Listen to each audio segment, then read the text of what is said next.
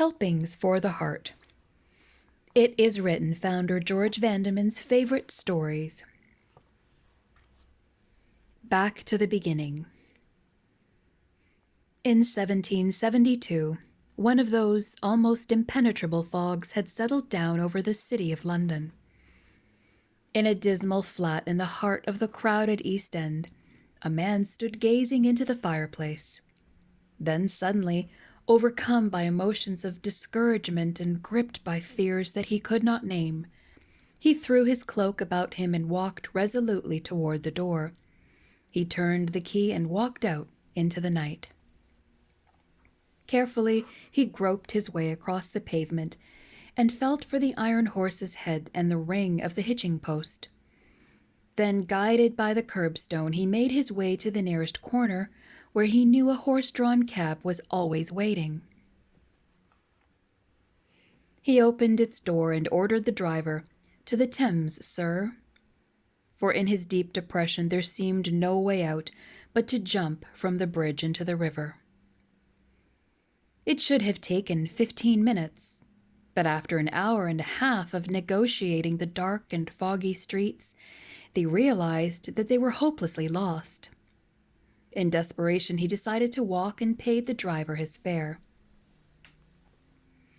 But as he alighted from the cab, his arm struck a familiar object. It was the iron horse's head of the hitching post that stood before his own door. After an hour and a half of fitful wandering, he had stepped down in front of his own home.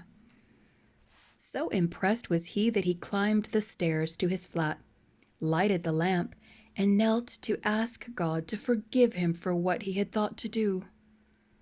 And then, there in that same room that had so lately overcome him with its gloom, he wrote these immortal words that Christians have been singing ever since. God moves in a mysterious way, his wonders to perform. He plants his footsteps in the sea and rides upon the storm. Ye fearful saints, fresh courage take. The clouds ye so much dread are big with mercy and shall break in blessings on your head. His purposes will ripen fast, unfolding every hour. The bud may have a bitter taste, but sweet will be the flower. Blind unbelief is sure to err and scan his work in vain. God is his own interpreter, and he will make it plain. Yes, it was William Cowper who learned that night something of the wonder of God's providence.